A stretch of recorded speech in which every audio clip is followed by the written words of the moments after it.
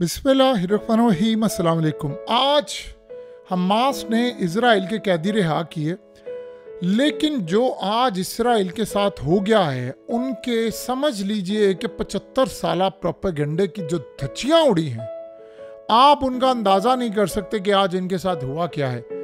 ये ज़रा मनाजिर देखिए। हमास ने कैदियों को रिहा किया।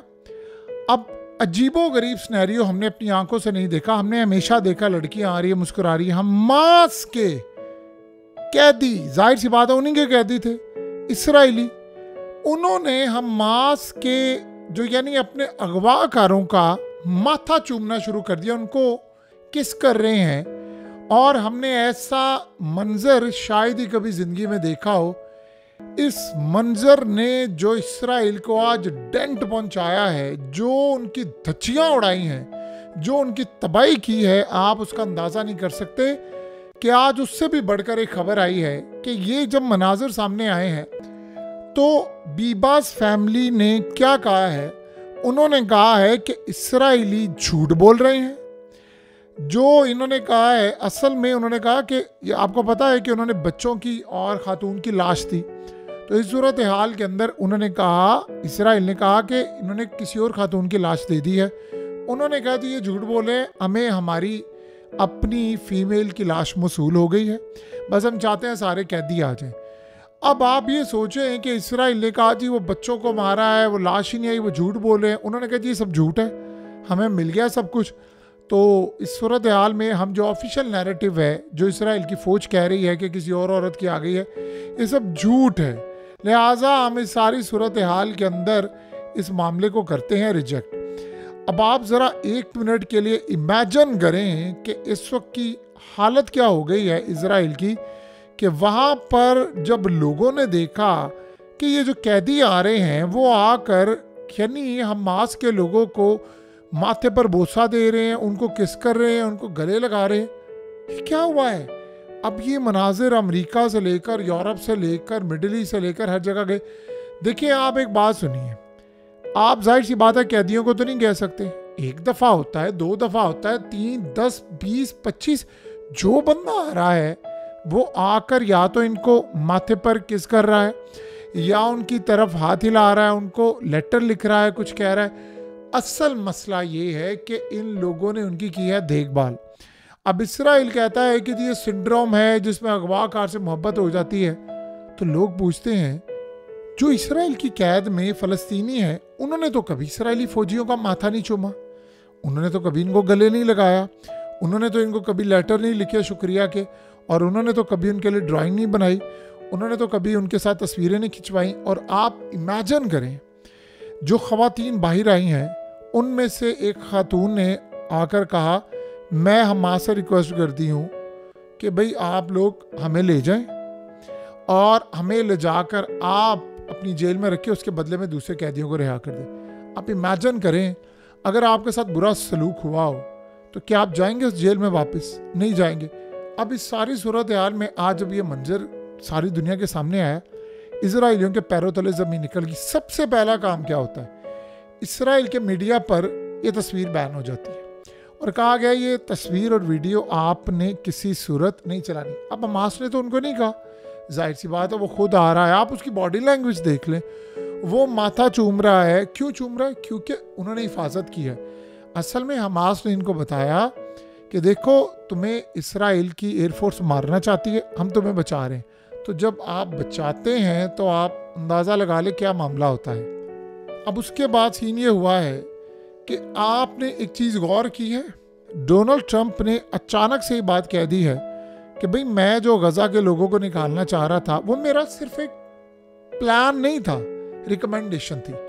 मैंने तो सिर्फ ये कहा था, मैंने अपनी राय दी थी, मैंने तो एक सजेशन दी थी कि भाई आप अगर इनको यहाँ से निकाल लेते हैं तो गज़ा रीबिल्ड हो जाएगा। अब इसराइल को बात समझ नहीं आ रही कि वो सपोर्ट खोते जा रहे हैं। जब ये मनाजिर सामने आते हैं तो आप इमेजिन कर लें कि जो अब इसराइली हैं, जिनके कैदियों के घर वाले, वो क्या कह रहे हैं। वो इनको कह रहे हैं कि यार आप एक बात बताएं कि हमारे जो घर वाले हैं वो इनकी कैद में ज़्यादा महफूज हैं, सिर्फ एक सूरत महफूज नहीं है कि जब ये लड़ाई करते हैं। अब आप ये सोचें कि इन्होंने बीबास फैमिली के बारे में कहा कि जी इन्होंने बच्चे मार दिए, फलाना मार दिए। इस थ्योरी को कोई इंडिया से लेकर, इजराइल से लेकर, यूरोप से लेकर, अमेरिका से लेकर कोई बाय करने को तैयार नहीं।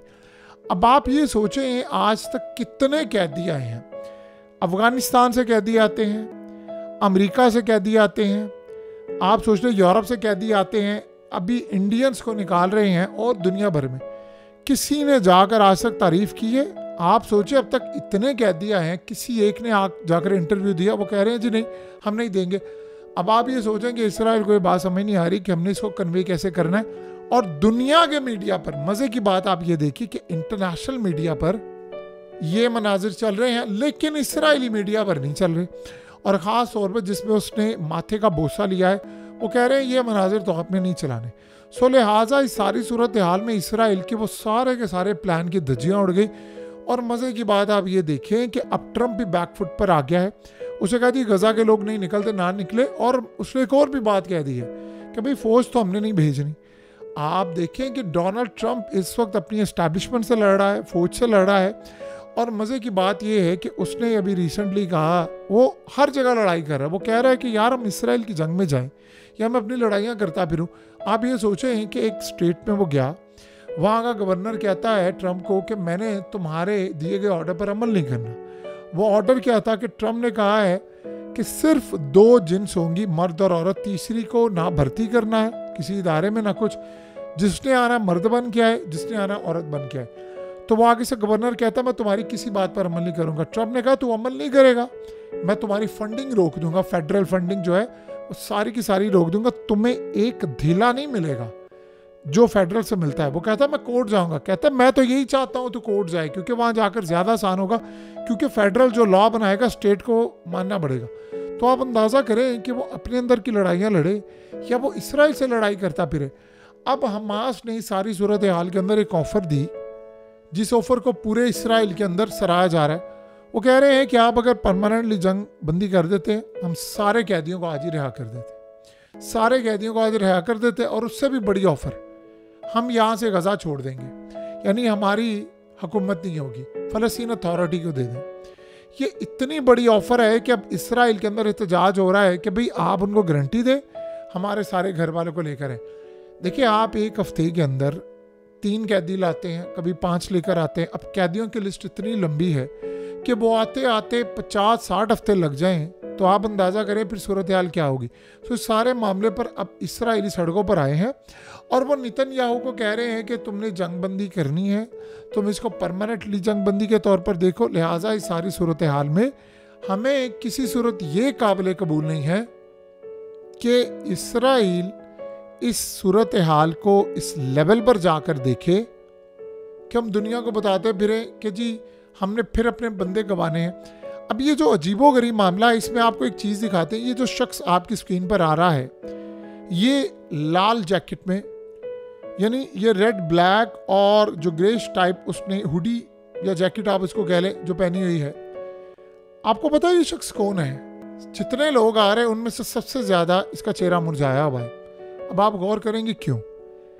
ये इसराइल का मुसाद की इंटेलिजेंस एजेंसी का अहम तरीन बंदा है और ये 8200 इंटेलिजेंस यूनिट में काम करता है।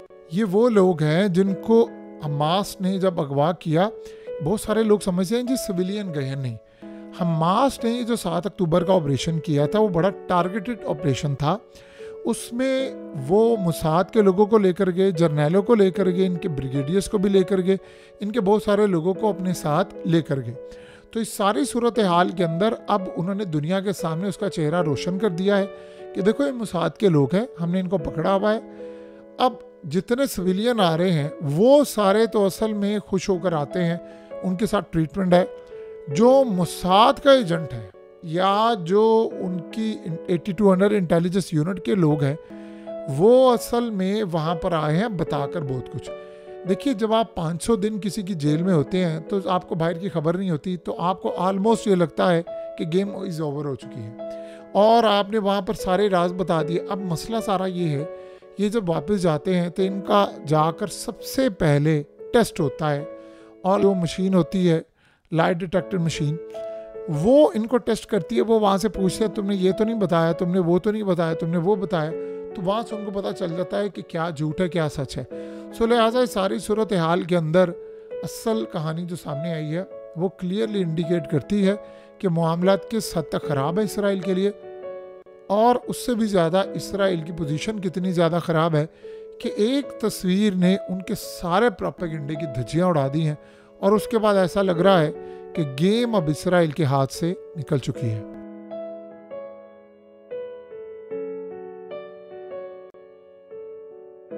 हकीकत टीवी को सब्सक्राइब करना मत भूलें, वीडियो को लाइक करें, शेयर करें और कमेंट सेक्शन में अपनी राय का इजहार ज़रूर करें।